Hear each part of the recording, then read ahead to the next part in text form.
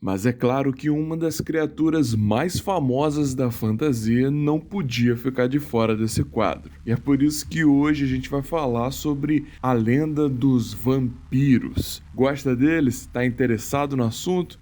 Então vem comigo que está começando mais um episódio do Bestiário Sobrenatural. Eu sou o João e você está prestes a descobrir o que tem do outro lado.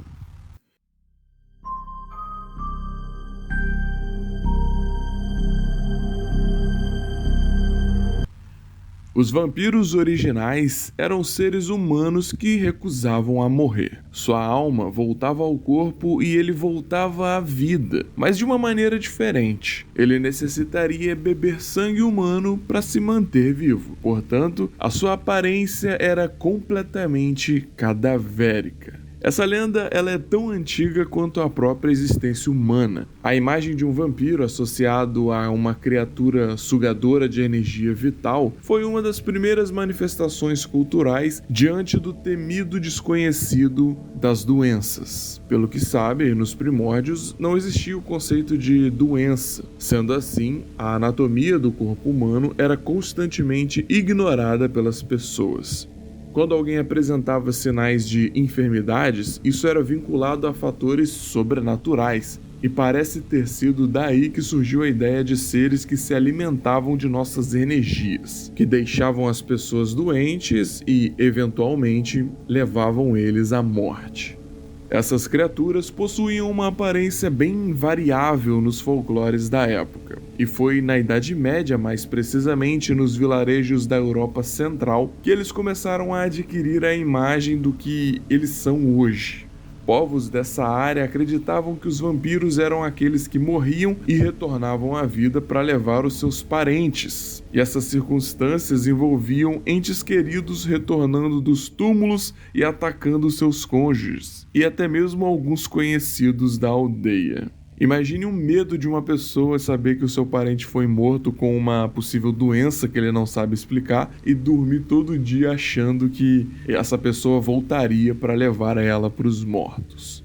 Certamente é de extrema dificuldade determinar qual teria sido o primeiro ou a primeira vampira da história. E essa dificuldade aumenta porque existem inúmeras variedades nos mitos dessa criatura. Entre muitos, por exemplo, a gente pode citar os vampiros asiáticos, que são conhecidos como Jianshin. Segundo conta a lenda, eles são espíritos maus que atacam as pessoas e sugam a sua energia vital. E ainda tem as deidades coléricas, que bebem sangue e aparecem no Livro dos Mortos dos tibetanos. Esses são só alguns dos tipos de vampiro, para vocês terem uma noção de como que essa lenda varia de região para região, de povo para povo. Bom, fato é que as superstições antigas envolvendo o processo de decomposição de cadáveres também auxiliou bastante na crença dos vampiros. Quando uma enfermidade atingia uma pessoa, acreditava-se que era causada por um vampiro, e os corpos eram examinados. E foi nessa ideia maluca de ficar abrindo sepultura aí para ver se as pessoas estavam virando vampiros mesmo, que surgiram inúmeras suposições míticas. Os fatores naturais que levavam ao retardamento da putrefação ou decomposição dos intestinos forçavam o sangue do corpo a sair para fora da boca do cadáver. E quando as pessoas viam isso, interpretavam que aquilo ali poderia ser atividades sobrenaturais. Como a gente bem sabe, o nosso corpo ele não para de imediato, ele continua produzindo algumas coisas mesmo depois de morto. Então é normal sair gás, sangue, enfim, dependendo do tipo de morte que você tem.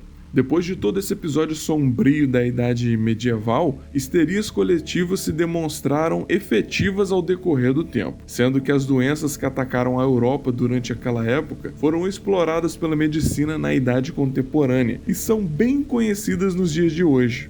E uma curiosidade incrível sobre elas é que algumas realmente possuem sintomas assim bem vampirescos. Por exemplo, a gente pode falar da catalepsia patológica. Essa que é uma doença na qual o paciente apresenta uma incapacidade total de mover os seus membros, a cabeça ou até mesmo falar. Em alguns casos, os eventos de catalepsia podem ser confundidos com a morte, pois a respiração também é afetada. Então você já pode imaginar, né, que na Idade Média era comum existir casos de pessoas que foram enterradas vivas devido a essa paralisação temporária dos músculos e dos sentidos. Assustador, afinal, esse é um dos medos assim mais comuns da humanidade, né? Ser enterrado vivo. Pelo menos eu tenho um pavor disso. Outra doença que a gente pode citar aqui que se encaixa nesse local é a porfiria cutânea. Essa enfermidade, na maioria das vezes, envolve mutações genéticas e ela se caracteriza por uma produção excessiva de substâncias químicas que produzem porfirina no corpo humano. Essa que é uma proteína responsável pelo transporte de oxigênio na corrente sanguínea, sendo uma fonte essencial para a produção de hemoglobina, que é a composição dos glóbulos vermelhos. Mas o problema todo mesmo está relacionado aos sintomas dessa doença, que incluem palidez, uma pele frágil que desencadeia uma extrema sensibilidade à luz solar e uma vermelhidão repentina e dolorosa da pele. E aí você já viu, não é? Se na época da Idade Média houvesse alguma desconfiança relacionada a alguém e as pessoas usassem água benta ou alho para concretizar suas teorias, iriam acabar achando que realmente estava lidando com algo maligno.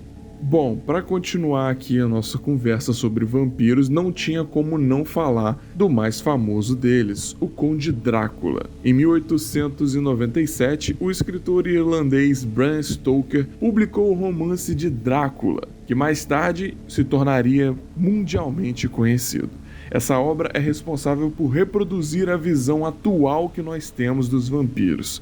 Na história, a gente acompanha um nobre que veio de um país distante perseguindo vítimas a fim de sugar o seu sangue. E esse tal nobre tem um certo ar de mistério e sedução, aquele estilo clássico que a gente já conhece do Drácula. O que talvez nem todo mundo saiba é que essa história é baseada em fatos reais, mais precisamente na história de Vlad Tepes.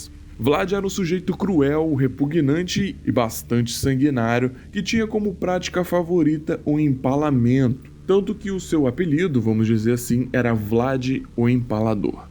O empalamento era um método extremamente cruel, que era basicamente enfiar uma estaca de pelo menos 3 metros no ânus das pessoas e fazer com que ela chegasse até a boca. Parece loucura, mas muita gente morreu desse jeito nas mãos de Vlad. A crueldade do conde serviu de inspiração para que o escritor irlandês pudesse criar a sua história.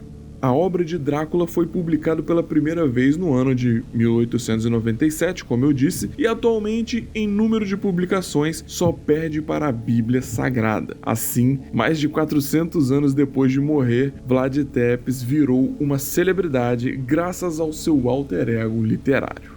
E seguindo a linha do tempo, no século XX, a figura do vampiro é levada para o universo cinematográfico e ele se mantém no auge até a década de 1950, mais ou menos. Depois disso, a criatura passou a ser um pouco esquecido pelas pessoas, até que é revivido novamente no ano de 76, através do surgimento do romance de Anne Rice, Entrevista com o Vampiro, que aborda todo esse universo aí que fez a galera se interessar novamente pelo tema. E os vampiros da vida real, hein? Será que eles existem? Você acredita nisso? Já comenta aí pra mim. Eu vou trazer pra vocês algumas coisas interessantes sobre isso aqui agora. Vamos lá. Em 2012, houve uma descoberta arqueológica envolvendo um túmulo encontrado em Nottinghamshire, na Inglaterra. E esse jazigo obtinha supostas reminiscências de um vampiro da Idade Média, o qual foi datado no intervalo entre 550 e 700 depois de Cristo. Esse esqueleto, segundo os arqueólogos, foi enterrado dessa forma por ser considerado pela época medieval como um sujeito perigoso. As pessoas temiam que ele pudesse ressurgir dos mortos e voltar à vida, algo que sinceramente era muito comum na época, como a gente já viu aqui. Mas o problema envolvendo a descoberta nem foi esse, e sim a maneira como a ossada foi descrita pelo tabloide inglês Daily Mail. De acordo com eles, os aspectos da ossada eram no mínimo estranhos, pois continham espetos de metal cravados nos ombros, no coração e nos tornozelos. É claro que não podemos descartar o sensacionalismo, mas isso é algo a ser considerado para aqueles que procuram evidências de vampiros. O que seriam esses espetos de metal nesses lugares tão específicos? Ainda nesse tema sobre vampiros na vida real, temos que falar também de Tracy Wigginton.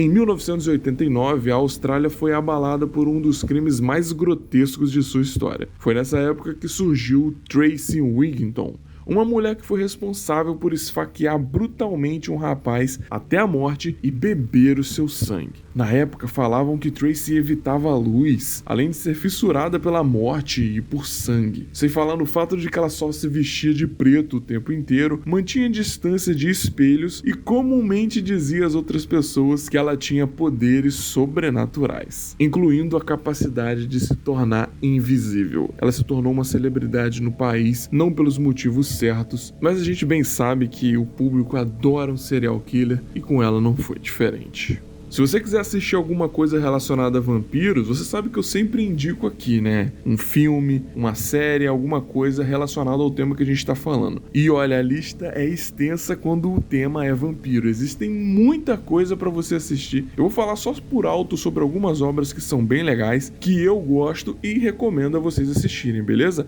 Pra quem procura um filmezinho pro fim de semana, pode dar uma olhada em A Hora do Espanto, Sombras da Noite, Anjos da Noite, Os Garotos Perdidos. Mas se você é mais chegado nas séries, aí eu te indico algumas bem clássicas, como por exemplo Buffy, a Caça a Vampiros. Tem também Diários de um Vampiro pra quem gosta aí, pra quem é adolescente. True Blood pra quem é um pouquinho mais adulto. E até mesmo alguns episódios ali da série Supernatural você vai encontrar vampiro lá no meio, com certeza. Volta e meia eles apareciam lá. Enfim, como eu disse, é muita coisa pra falar. Eu falei só por alto. Só de você botar aí no Google aí filmes de vampiro, você vai encontrar muita coisa pra assistir, tá show?